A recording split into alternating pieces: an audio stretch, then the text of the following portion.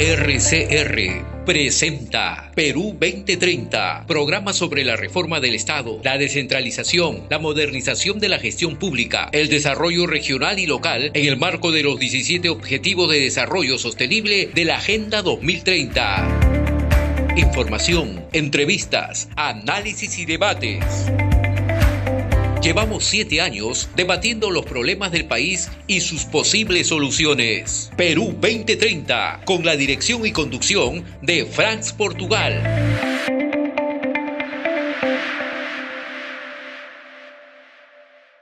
Tenemos hoy día como invitado un especialista en este campo y además de larga trayectoria profesional en el Congreso de la República. Nos estamos refiriendo a José Oviedo, ¿no? Especialista en temas parlamentarios. Muy buenos días, José. Gracias por estar en Perú 2030. Bienvenido. Estimado Franz, para mí es un gusto estar en este programa.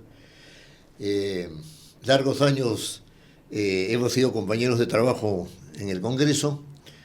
Yo pues me inicié el año 86 con la bicameralidad todavía vigente, ¿no? Yo también. Sí. Yo era asesor de la Comisión de Reglamentación de la Cámara de Diputados en ese tiempo, hasta que nos disolvieron. Así es, hasta que nos disolvieron, pues el 92, ¿no? Así que tenemos experiencia en la bicameralidad y podemos decir algo, creo, interesante, ¿no? Así es, Pepe. Sí.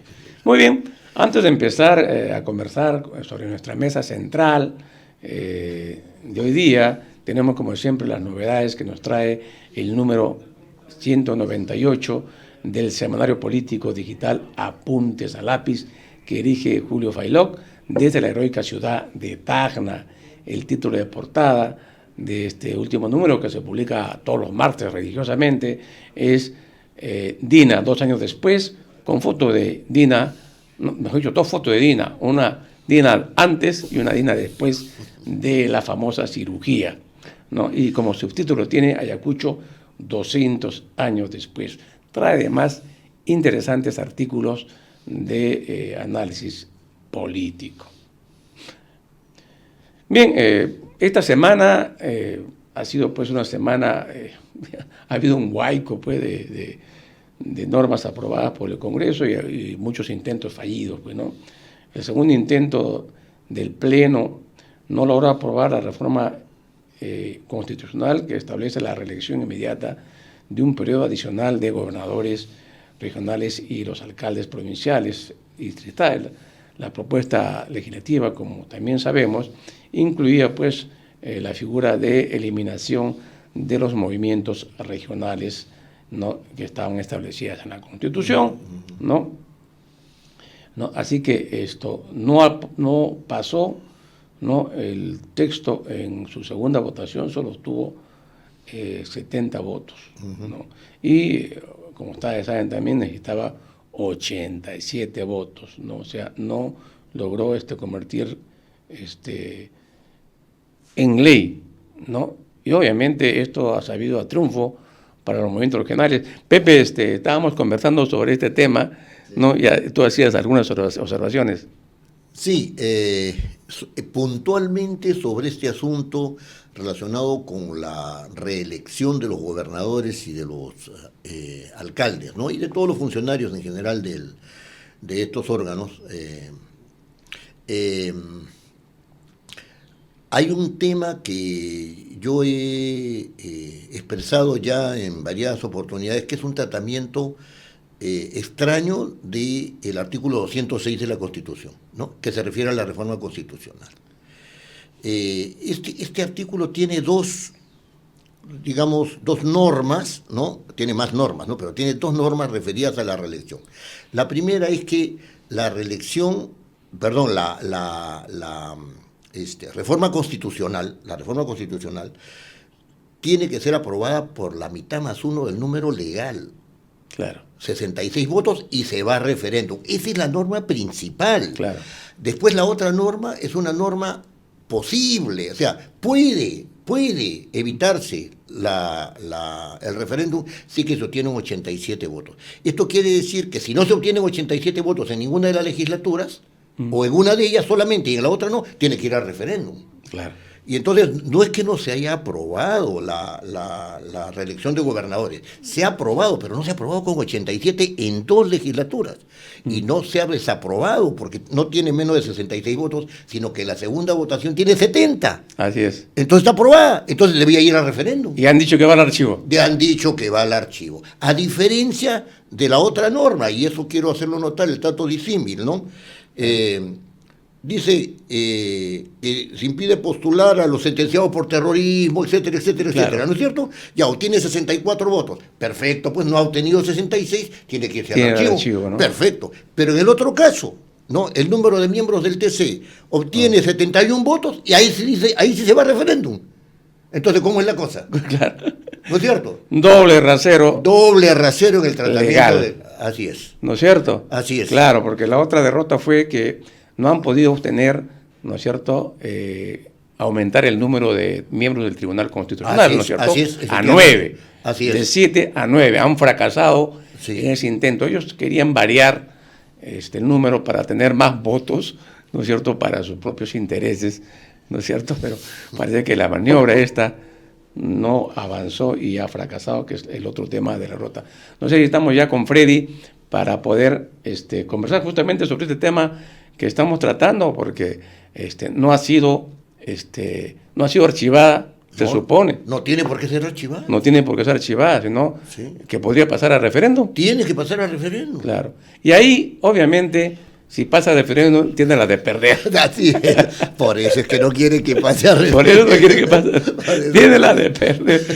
El referéndum no le va a ser favorable. No están todos los datos Querido Franz, e información. acá no se trata de si la norma me gusta o si no me gusta. Tienen que ir al referéndum. El único caso en el cual no se pueda ir al referéndum es el que impide a los sentenciados, porque solamente han obtenido 64 votos. Entonces ahí no va a referéndum, pues porque no ha obtenido 66 como mínimo. O sea, ahí sí, pues está bien, pero en los otros dos casos tiene que ir al referéndum. Claro, así es. Bien, dentro de un instante vamos a conversar justamente con el tigre rojo de Madre de Dios, que es nada más y nada menos Freddy Braco, ¿no?, presidente de la Asociación del Movimiento Regional del Perú, porque él ha estado empeñado, ¿no?, ha conversado con muchos congresistas para poder evitar que los eliminen, ¿no? Y al parecer pues ha logrado su objetivo, ¿no? Y si va a referéndum, pues esto habría traído también un nuevo triunfo de Braco. Ya estamos en conexión con el tigre rojo de Madre de Dios. Buenos días, Freddy. Bienvenido. Hola, qué gusto, Fran, José, buenos días. Bueno, bastante alegre después de lo que ha pasado, no lo que ha acontecido hace un par de horas, nomás hace unas 24 horas atrás. Ya. Bueno, has logrado tu objetivo, Freddy. No pasó, no logró los votos necesarios para poder aprobar la reforma constitucional. Sin embargo, acá conversando con nuestro amigo José Oviedo, que es experto también en temas parlamentarios, decía de que si no pasó los votos suficientes, tendría pues que ir a referéndum, es lo que corresponde. Pero han señalado que iría al archivo, ¿no? Lo cual observaba José que no es conforme a la Constitución, ¿no es cierto? Así es. Y también comentábamos de que si va a referéndum, no tienes todas las de ganar. ¿Es así, Freddy? Bueno, efectivamente, como lo dice José, debería ir a ¿cómo se llama?, a referéndum, y no ha sido la primera. Ha habido varios intentos de diferentes reformas constitucionales que debían haber pasado. Cuando no llegan en la segunda votación a los 87, tendría que pasar por referéndum, pero ya es práctica pues de este Congreso, este vergonzoso Congreso, el que cuando no se cumplen los intereses de ellos, se pisotean los procedimientos y simplemente lo mandan al archivo y ahí queda. En realidad sí hemos hecho un trabajo duro, te consta, tú nos ves ahí, aparecíamos gente que radicábamos en Lima, cuando en realidad nosotros somos gente que vivimos en regiones, pero en el convencimiento de que es el único hito, que funciona de verdad respecto a la descentralización, porque es en el único momento en que las regiones pueden tomar la decisión de que en este proceso de centralización yo quiero hacer política en un movimiento regional o en un partido, porque hasta ahora los gobiernos regionales siempre siguen siendo un ente meramente administrativo que hace lo que Lima termina diciendo. Bueno, tienes ahora para otorgamiento de concesiones, más no tienes la decisión de que si vas a utilizar ese producto, este recurso natural o no. Por eso te decía que éramos como institución, los movimientos regionales estábamos quedándonos como el único hito real de descentralización y eso es lo que hemos ido a defender. Y gracias a Dios, ha habido gente en el Congreso que ha escuchado el hecho de que no podemos dar marcha atrás a la descentralización. Muy bien, Freddy, entonces a prepararnos para las elecciones regionales y municipales.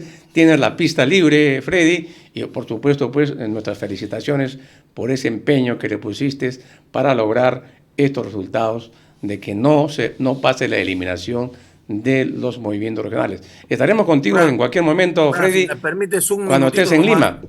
Sí, dime. Sí, claro que sí. El 3 de enero voy a estar por allá, pero un minuto más para hacer un mensaje a los hermanos regionalistas. Entendemos que mucha gente se había asustado en la posibilidad de no cumplir con su grupo de gente, con su pueblo, y habían salido de sus propios movimientos y se habían instalado en partidos que les estaban brindando la inscripción. A mis hermanos regionalistas les digo, la cancha otra vez ha regresado, la pelota ha regresado a nuestra cancha. Tienen todavía hasta el 23 de diciembre para renunciar a estas organizaciones donde se estaban ustedes acomodando prestaditos nomás, y luego, con el 30% que ellos mismos nos han puesto, pueden regresar a sus candidaturas a alcaldías y gobiernos regionales. Hay que seguir fortaleciendo los movimientos regionales como parte del proceso de centralización y a partir de ahí hay que trabajar todos juntos, como lo hemos hecho en esta oportunidad, para defender este pedazo de centralización en un plan nacional, en un plan Perú, pero que inicie desde las perspectivas de regiones en donde cada región tenga su propia decisión. Muchas gracias a los dos. Gracias, Fran. Muy bien, Freddy. Nuevamente nuestro saludo y espero que cuando vengas a Lima podamos tener una entrevista en extenso para ver cuáles son las perspectivas de las próximas elecciones regionales y municipales. Buenos días, Freddy. Gracias. Muy bien. Otro tema que pasó en la semana, ¿no? Ese tema de las universidades, ¿no?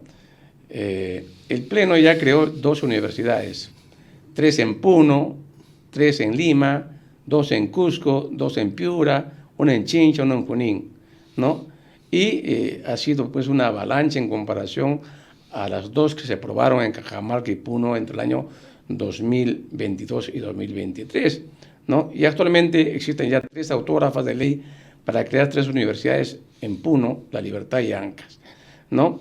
Y eso quiere decir que ya están por ser enviadas para que lo firme la presidenta Boluarte y que lo va a firmar como lo ha hecho anteriormente. Y hay un dictamen que acumula varios proyectos de ley para crear 21 universidades, ¿no? Lo hemos comentado en el programa pasado, ¿no? De un solo tirón, o sea, ahí han hecho economía de escala en la Comisión de Educación, ¿no? Y han juntado pues toda la propuesta de creación de universidades en un solo paquete para crear 21 universidades, ¿no? Y está en la agenda del Pleno. No sé cuál fue el destino el día de ayer, ¿no? No he chequeado todavía, pero imagínense, ¿no? La cantidad de universidades, y nosotros siempre decimos, ¿y el presupuesto para esto? Dice que la implementación de una universidad demora 8 años. O sea, no es sencillo, ¿no? Obviamente la solución era que las universidades nacionales reconocidas puedan crear filiales, ¿no? La Universidad de San Marcos, por ejemplo, o la Universidad, la UNI o la Agraria, para cada tema, para cada área profesional, muy bien han podido crear filiales. ¿Quién no le va a gustar en provincia, ¿no es cierto?, estar en la UNI o en San Marcos o en la Agraria, ¿no es cierto?, que estar en una universidad que recién nace. La diferencia es obvia, ¿no es cierto? Esa era la solución, simplemente darle más presupuesto a estas universidades para que puedan generar sus filiales y resuelto el problema. Y el otro tema, pues, que el artículo 79 de la Constitución no impide, pues, crear gasto. Y esto obviamente está chocando con ese artículo a pesar de lo que diga el Tribunal Constitucional al respecto, ¿no? Otro tema de la semana ha sido pues el tema de las ratas, ¿no? El Morgan, que era el ministro de Educación, metió la pata hasta el fondo, como se dice, ¿no? Una mala declaración, ya han presentado una moción, ¿no?, para censura de este señor ministro. Vamos a ver qué pasa, ¿no? Bien, ya comentamos el tema del TC, una nueva derrota de la coalición que maneja el Congreso. No lograron, fracasó su intento de modificar la Constitución, de aumentar de 7 a 9 miembros a los magistrados del Tribunal Constitucional. Y finalmente, en un discurso que hizo la presidenta en último momento, ha aceptado pues que sí se hizo la cirugía, ¿no? Lo que ha dicho es que está en pleno uso de sus facultades en todo momento, por lo tanto no ha habido abandono del cargo, ¿no? Y entre otras cosas, ¿no?, que hoy día en los medios ha salido, ¿no?, a todo dar. Muy bien, ahora sí, volvemos pues a nuestra mesa central con José Oviedo, especialista en temas parlamentarios y de una larga trayectoria profesional en el Congreso de la República. Bien, Pepe, ¿cuál es tu primera impresión respecto a esta norma? Porque después entraremos en algunos detalles respecto a la bicameralidad, retorno a la bicameralidad, ¿no? Algunos han justificado el primer argumento que se lanzó, que esto mejoraría la representación, ¿no es cierto?, de la ciudadanía, ¿no? Y que además esto permitiría conseguir un mejor contrapeso, ¿no?, al interior del Congreso por contar con 2 cámaras legislativas. ¿Cuál es tu opinión al respecto? ¿Realmente va a resolver estos problemas? Mira, Franz, en el debate anterior a la aprobación se escribieron argumentos como esos y otros más. El único argumento que a mí, digamos, me ha dado que pensar para cambiarla de la unicameralidad a la bicameralidad es que 2 cámaras permiten controlarse entre ellas. Ese es un argumento interesante. Yeah. Pero decir que va a solucionar el problema de la representatividad, pero es que resulta un chiste. ¿Sabe por qué? Porque 190 congresistas no reproducen ni siquiera la proporción de congresistas con criterio poblacional del bicameralismo antes de 1992. Eran 180 diputados, no 130. Claro. Y la población evidentemente ha aumentado. Este ya es un argumento de perogrullo, pues, ¿no? O sea, no resuelve el problema de la representación, ni siquiera de cerca. Yeah. El otro argumento que se dio fue que ya había terminado el problema del terrorismo y ya había terminado el problema relacionado con la crisis económica producida durante el gobierno de Alan García. Pudiendo ser debatible, es un buen argumento. Pero, ¿acaso no estamos en una situación de terrorismo urbano? Pregunto yo, pregunto. Porque, francamente, ir detrás de los agentes económicos, ¿no es cierto?, para pedirles cupos, y después pretender por la vía de las elecciones llegar al poder, ¿no es acaso un acto de terrorismo? Van a llegar los narcotraficantes, van a llegar los mineros ilegales, van a llegar los que además con muchos recursos, ¿eh? Y con muchos recursos, efectivamente. 60.000 millones de dólares. Solamente para la minería. Solamente para la minería. Sí, solamente para la minería. Así, imagínate los recursos. No, entonces, más que el narcotráfico. Claro, acá no hay una toma de poder formal, pero sí hay una toma de poder efectivo. O sea, estamos ante actos terroristas. Entonces, yo no creo que sea cierto el argumento que esbozaba la señora presidenta de ese entonces en la Comisión de Constitución, la señora Moyano. No lo creo. No, y además tú has tocado un argumento muy interesante al principio relacionado con la legitimidad de la bicameralidad. Un parlamento deslegitimado puede hacer una reforma de esta envergadura. Ese es un asunto que no se ha solucionado todavía. No, claro. ¿No? Sí. Ese es un gran problema. Bueno, hay algunos temas puntuales, sí, pues ya eso de la representatividad no va a resolver. No, pues no. De ninguna manera, ¿no? Carlos Meléndez escribió un artículo en la República donde hay una serie de propuestas, que a mí me parecían que no eran pues exactamente las más adecuadas. Incluso he intentado hacer un artículo de crítica a a Carlos Meléndez, Ya. ¿no? Porque se presta, hay artículos que se prestan Ah, ya, para, sí, sí, para hacer una sí. crítica, como la que le hice a Vergara sobre los enanos políticos, que fue un vacilón, ¿no? Pero un tema es el tema de el Senado, ¿no? Un argumento es que el Senado, donde están congresistas o senadores de edad avanzada, son más sabios, ¿no es cierto? Y han puesto un límite de edad de 35 años, ¿no? ¿Tú crees que elevando la edad hace más sabio a los congresistas y que por eso el Senado es más pensante, más reflexivo que los diputados que serán menos pensantes y menos reflexivos? Claro. Ese es el argumento. Bueno, pon como diputado a alguien como Mulder o a alguien como González Posada o alguien como no sé, no, son tan pocos que ya no me vienen a la cabeza más. ¿Y no serán acaso más reflexivos? ¿O más maduros políticamente? Puede ser que sí.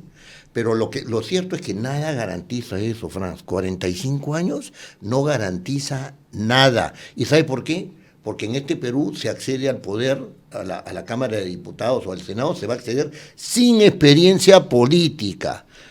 No. Por ejemplo, alguien decía, ¿no? Hay que ponerle más requisitos, ¿no es cierto?, para el acceso a la representación en el Parlamento. Yo estoy de acuerdo con eso. ¿Pero qué tipo de requisitos? Y sobre ese tema, has tocado un tema bien interesante, Pepe, porque es un tema que lo hemos discutido anteriormente. Así es. Aquí, ¿no es cierto? El tema de la representación política tiene que ver con lo que tú dices, la calidad, la idoneidad de quién llega al Congreso.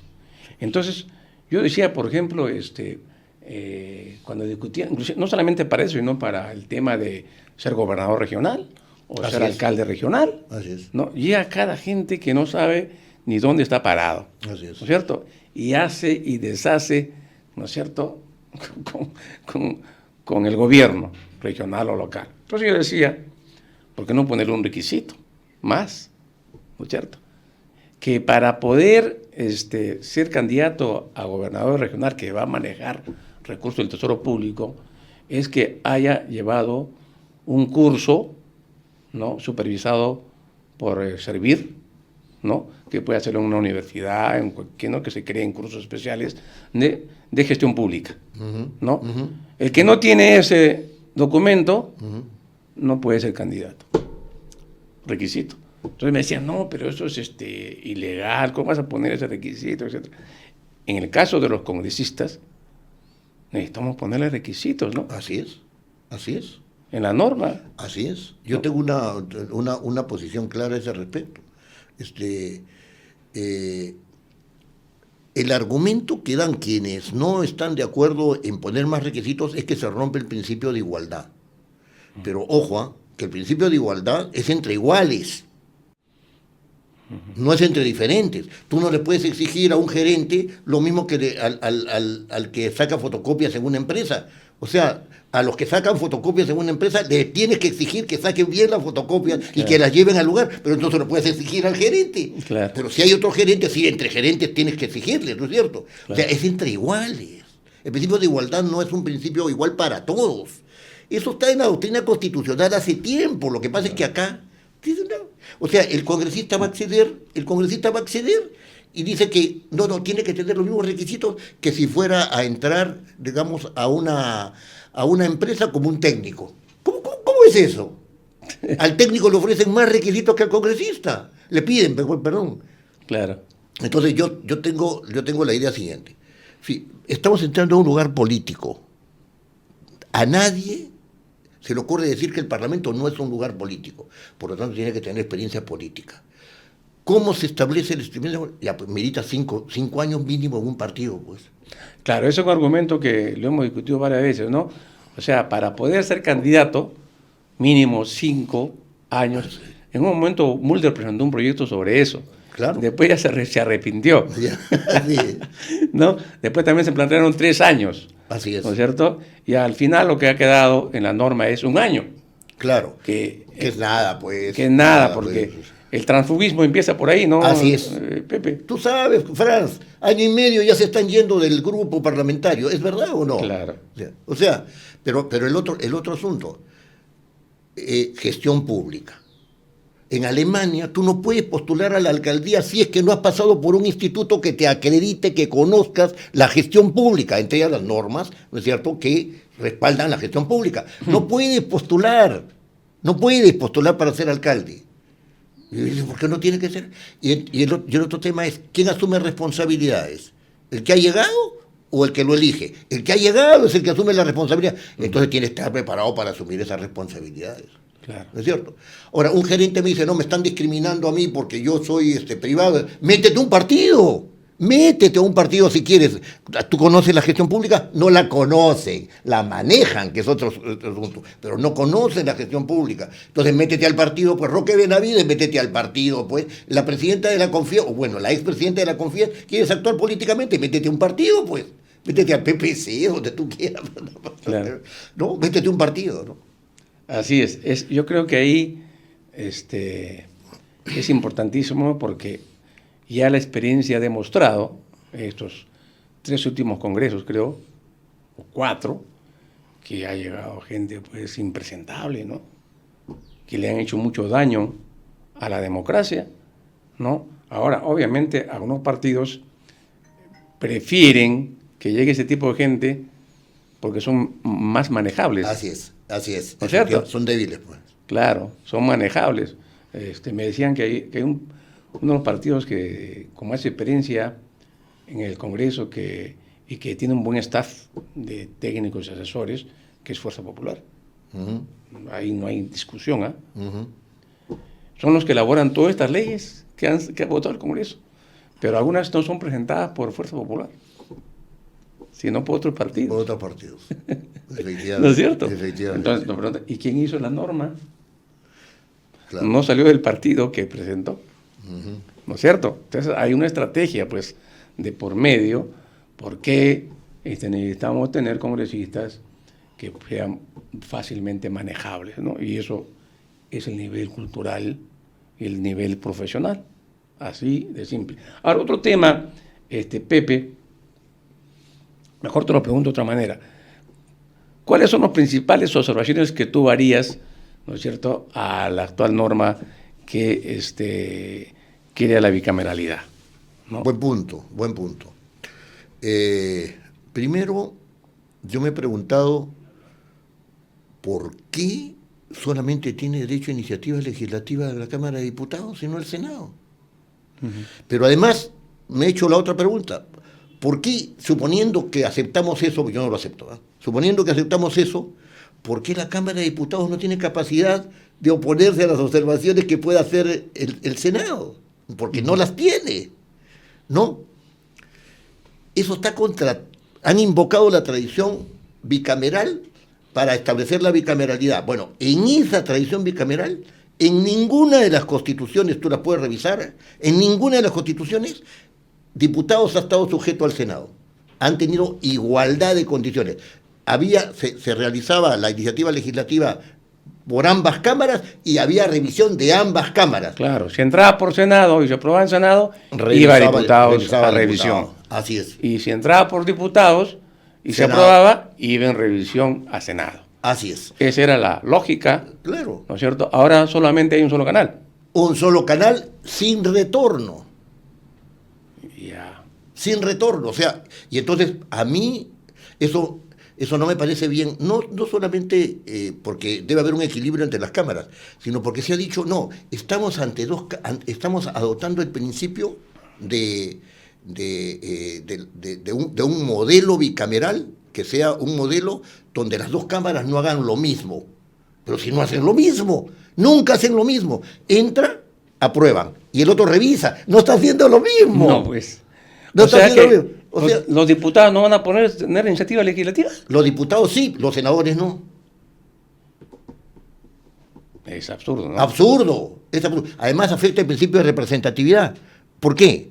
Porque si a ti te han elegido del mismo modo, ¿no es cierto? Claro. Por la región que esté, por el distrito electoral que sea, ¿por qué no vas a tener derecho a representar presentando o revisando? Ya. A mí eso me parece un error, pero es un error inducido. ¿Y sabe por qué es un O error? sea, es un limitado legislativamente el Senado. Está totalmente debilitado. Pero más aún, lo debilitas en iniciativa, pero le das fortaleza En para... otras. Claro, porque al final el Senado decide y diputados no puede hacer nada. Mal, Franz, mal. Claro. Ese es un primer problema serio. Franz, nosotros hemos trabajado en la Cámara de Diputados. ¿Tú crees que la Cámara de Diputados se va a quedar callada frente a revisiones que le haga el Senado y lo mande al archivo, o las revisiones no puedan ser evaluadas por diputados? Se va a quedar callado diputado, ahí se va a producir un entrampe. Por debajo los senadores van a decir, oye, no me hagas problemas, y por debajo los diputados van a decir, por debajo, tú vas a ser por debajo, entonces, oye, aprueba esto bajo estas condiciones. O sea, va a haber una negociación soterrada, eso está mal, eso contradice el principio de transparencia, ¿no es cierto? Claro. En la negociación. O sea, se están creando un mercado negro, Sí. por lo bajo. Es Yeah. una cosa loca. Esta reforma constitucional ha sido pensada largamente, pero sin profundidad. Así es, ha sido larga Así. la discusión esta, cuando debió tener una norma mucho más precisa, no, para el tema de la bicameralidad. ¿Qué otro tema tú ves en El tema de los reglamentos. El tema de los reglamentos. los reglamentos tienen que ser aprobados por cada Cámara? Ese es el principio y está Cierto. en la Constitución. Así es. Y dice, la Constitución no dice aprobados solamente, sino elaborados y aprobados por cada Cámara. Ajá. Y resulta que el señor Elías y la señora Moyano se les ocurre presentar reglamentos para que los apruebe esto. Y sacan una reforma constitucional que no se sabe a qué ley modifica. Ahora te explico. No se sabe qué ley modifica, donde dicen que sí pueden elaborar los reglamentos. Es una reforma constitucional que está en una ley, que si no me equivoco es la 31.1. ¿Ya la aprobaron esa Está reforma? aprobada esa reforma. Que Está les aprobada. autoriza a elaborar Les reglamentos. autoriza a elaborar el reglamento. Pero eso es una disposición transitoria por vía excepcional, además dice. Eso es inconstitucional. ¿Y sabes por qué? Mira, es bien interesante cómo no piensan las cosas. No se sabe a cuál modifica. Mira, la actual Constitución no contempla la bicameralidad, la vigente no contempla la bicameralidad. Entonces esa reforma, si está hecha respecto de esta Constitución, no tiene referencia, porque dice, te autorizo para que hagas lo que esta Constitución no dice. Claro. ¿Te das cuenta? Pero por otro lado, si reforman la otra y autorizan, la otra no está vigente. Entonces la autorización no tiene razón de ser. Sí.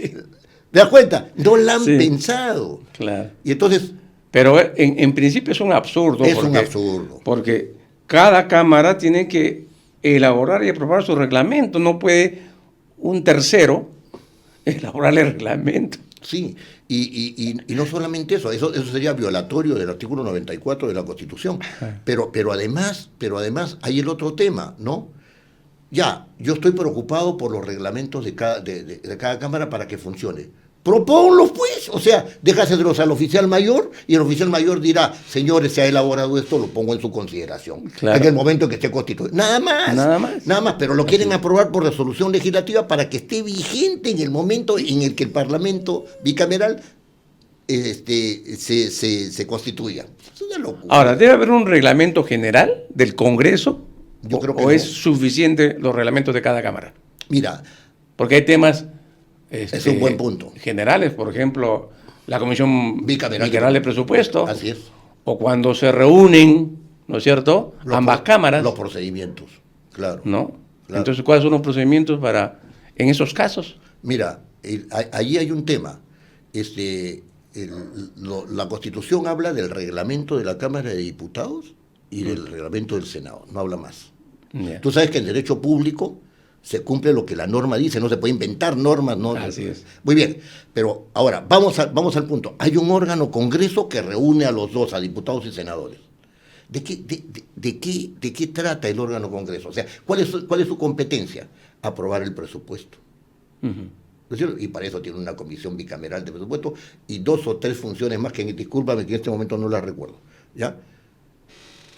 La señora Moyano ¿no es cierto? La señora Moyano ha dicho que tiene que tener una organización, que ese órgano Congreso, para esas 5 o 6 funciones que tiene que tener la misma organización que la Cámara de Diputados y que el Senado.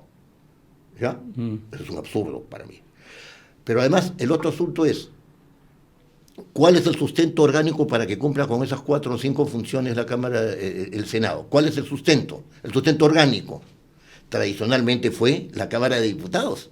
La Cámara de Diputados le daba toda la información, le pagaba los sueldos a esas personas, sostenía la Comisión Bicameral de Presupuesto, etcétera, etcétera, etcétera. Así era. Ahora, si quieres hacerlo autónomo, eso va a ser un desmadre. ¿Por qué? Porque en cada sesión cambia diputado, cambia el presidente de diputados y cambia el presidente de senadores. En cada sesión, alternadamente, así dice. ¿Y el tema de la comisión permanente? El tema de la comisión permanente, el tema de la comisión permanente, el de la comisión permanente, ya me estaba confundiendo con la comisión bicameral. El tema de la comisión permanente lo han reducido solamente a aquellos aspectos que tienen que ver con el receso parlamentario. Por ejemplo, ya el Contralor General, nada que ver. La ratificación del presidente del Banco Central de Reserva, tampoco. La ratificación del superintendente de Banca y Seguros, nada que ver. Todo se hace en receso, nada más. La comisión bicameral no tiene ninguna función mientras estén las cámaras en funciones. No tiene ninguna función. Eso me parece correcto. Ahora yo tengo una pregunta, Franz, a ver si la conversamos bonito. Cuando se disuelve el Senado, ¿qué pasa con la comisión permanente? Cuando se disuelve la Cámara de Diputados, perdón. ¿Cómo dice? ¿Qué pasa con la comisión permanente? No pasa nada, desde mi punto de vista. O sea, no debería. No debería, o sea, no porque funciona. La comisión permanente debería funcionar permanentemente, como dice. Claro, entonces, pero si los diputados están disueltos y no pueden integrar la comisión permanente, entonces la comisión permanente fuera. ¿Qué hace el Senado en ese tiempo? Ajá. ¿Qué hace el Senado? Porque dice que el Senado no puede ser disuelto. No puede ser disuelto. Esa es la premisa que han puesto, ¿no? Sí, pero ¿qué hace? Solo puede disolverse la Cámara de Diputados. El Senado no puede disolverse. Sí. Bien, vamos a otro tema, Pepe. Ya que está avanzando el tiempo ratísimo. Sí, está bonito. El tema de la representación del Senado, ¿no? Que señala pues que le han dado un doble origen. Así es. ¿No es cierto? Así es. O sea, hay 27 senadores que son elegidos en distrito múltiple. Así es. ¿Cierto? Igual que los diputados, ¿no? Y el resto, ¿no? Que son 33, distrito único. Así es. Ya. Y a uno le han dicho que esto permite que se genere un Senado centralista, ¿no?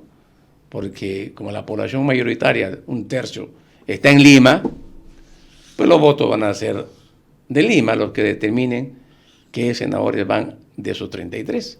Ajá. ¿No es cierto? ¿Cómo ves el tema ese? Bueno, ahí yo lo había mirado desde otro punto de vista, pues muy interesante lo que me está diciendo. Mira, cuando dicen que 27 van a ser por distrito electoral múltiple, ¿no? Porque, por departamento. Por departamentos, ¿no? O sea, los distritos electorales son los departamentos, ¿no? Sí. Es el mismo origen que los diputados, ¿no? Como tú bien has señalado. ¿Cuántos diputados vamos a tener? 130 más 27. Ajá. Unos 27 se llaman senadores, pero como son del mismo origen, entonces vamos a tener 157 diputados. Sí, pues.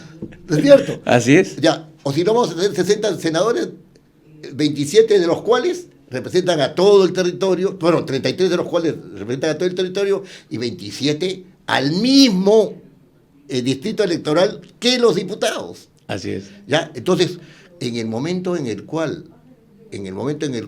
se hagan reuniones de diputados con senadores, el voto del Senado no va a estar claro respecto de los intereses de... claro.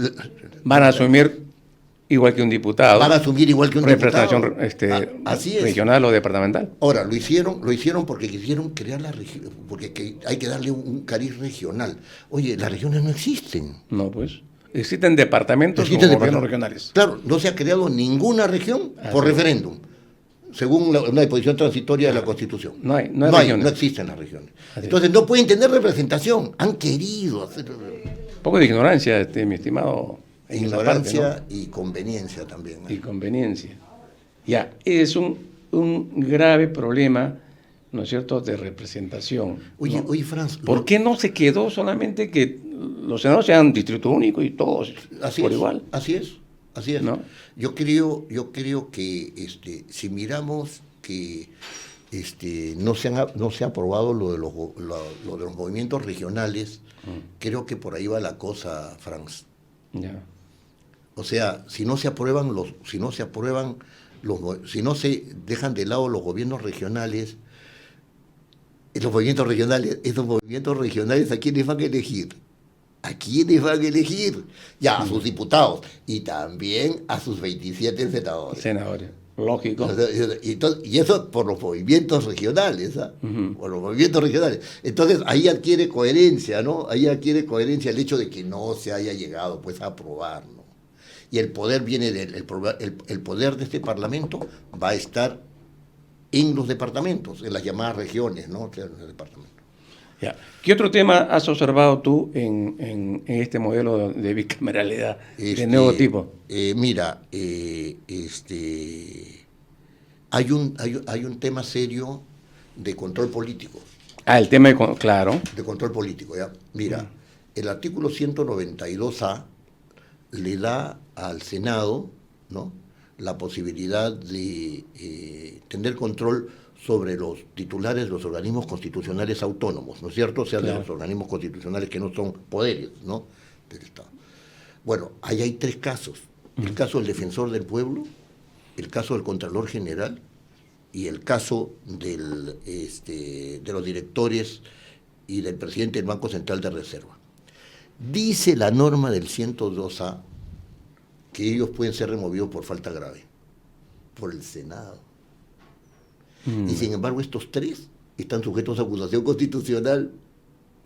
Y la acusación constitucional, ¿quién la inicia? Diputados. Claro. Y después pasa al Senado.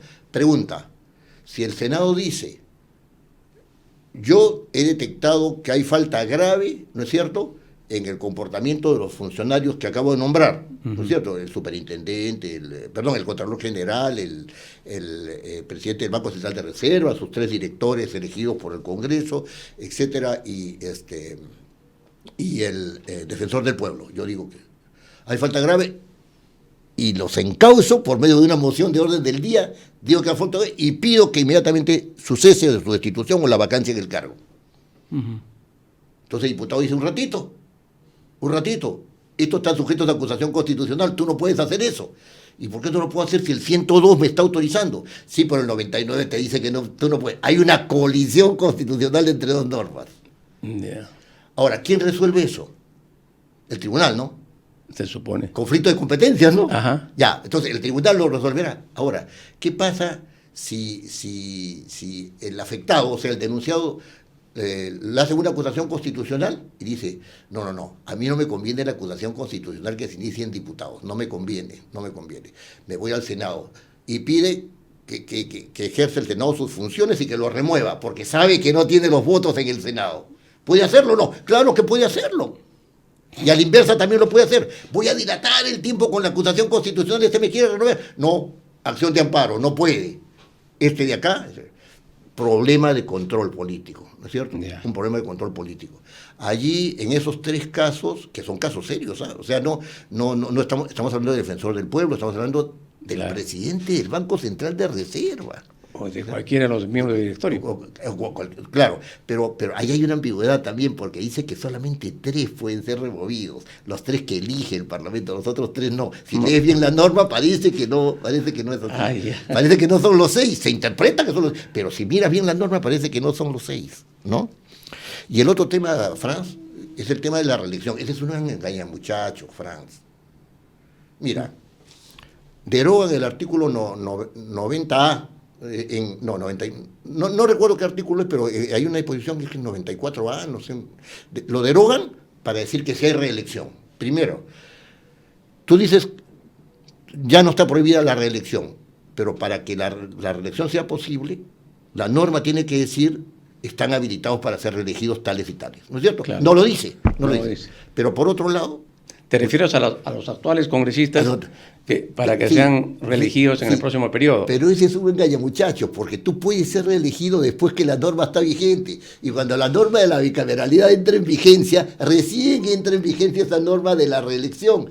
Y entonces solamente pueden ser reelegidos después de 5 años los que han sido elegidos bajo esa norma, o sea, los que han sido diputados o senadores. Recién pueden ser reelegidos. Claro. Los han engañado vilmente. En el proceso les han dicho, ustedes van a poder ser reelegidos y voten por eso. No pueden ser reelegidos. O sea, tú dices que los congresistas actuales no podrían ser candidatos a diputados ni a senadores. No, pueden serlo.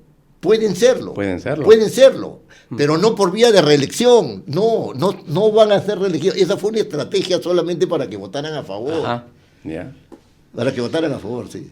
Ya. Otro tema, Pepe, y con esto creo que ya se nos fue el tiempo, es el tema que han puesto en esta norma de la bicameralidad, el tema de que los candidatos a presidencia y vicepresidencia de la República, ¿no?, también pueden postular a senadores o a diputados, ¿no?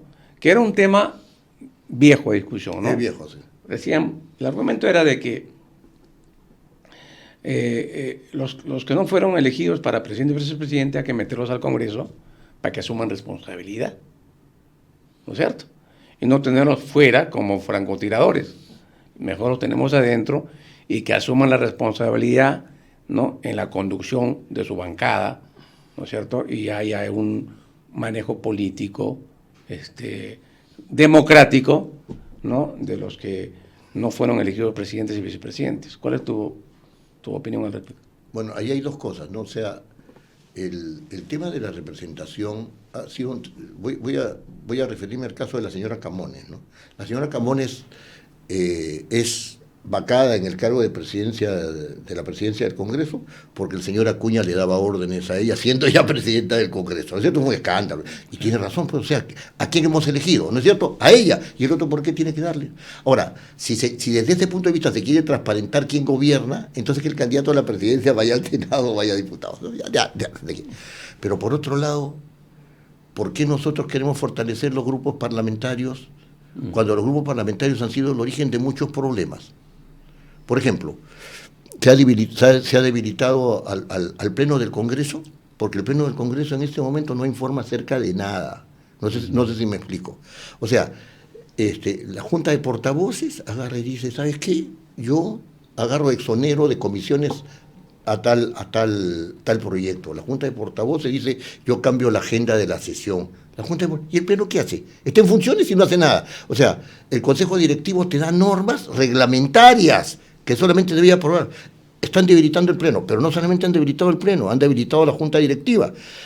Al señor Williams lo quisieron censurar porque dio una opinión política. Tú puedes estar de acuerdo no con la opinión política del presidente, pero ¿tiene derecho un presidente del Congreso a dar su opinión política o no? Claro pero sí. Por supuesto. Claro, es político. No, y además es el presidente y lo ha elegido. Eso es su tarea, ¿no es cierto? O sea, lo quieren censurar. O sea, resulta que los órganos parlamentarios por excelencia, que son el Pleno, la mesa directiva, la presidencia y hasta la oficialía mayor, ¿no es cierto? Están debilitados. ¿Por qué? Porque los grupos parlamentarios hacen lo que les da la gana. Sobre el tema que habías mencionado respecto de la relación entre partido y bancada, que es un tema también de discusión antiguo, sí, ¿no es cierto?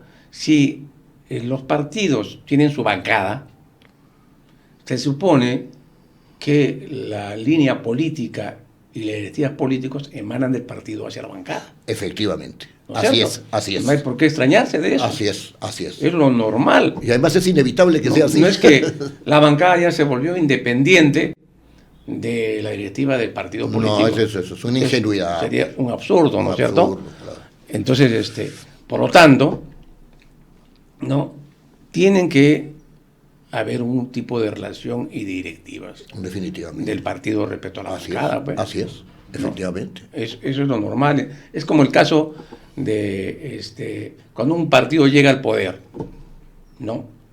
Se supone que el partido que llega al poder pone a su gente en todas las áreas de confianza de la estructura del poder ejecutivo. Así es. Porque ganó la ciudad para gobernar, no para poner a otros en vez de sus militantes.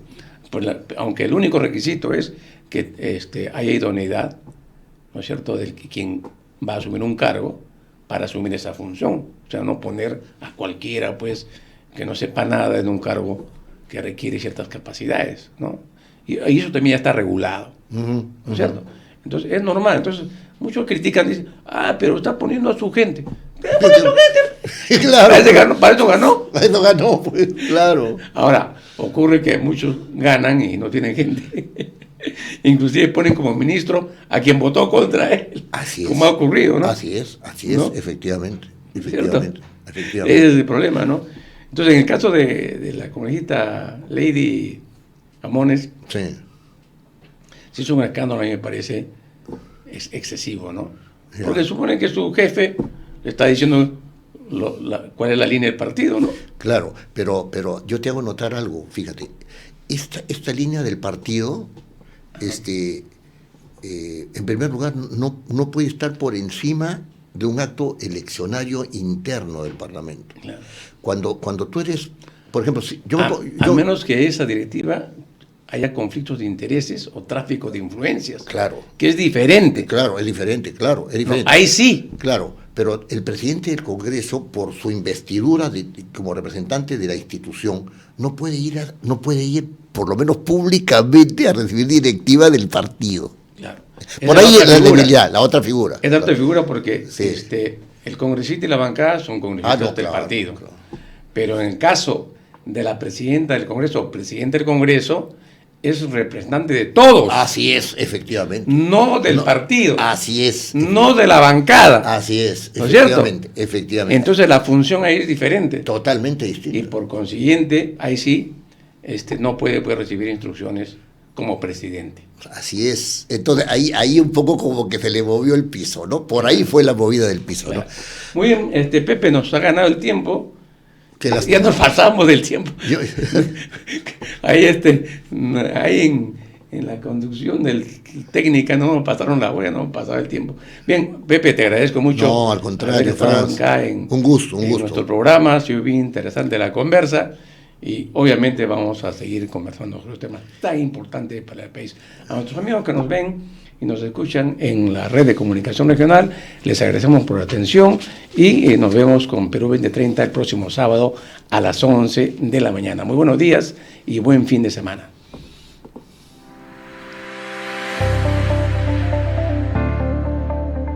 RCR presentó Perú 2030. Retornamos en nuestra próxima edición con más información, entrevistas, análisis y debates sobre los problemas del país y sus posibles soluciones. Perú 2030.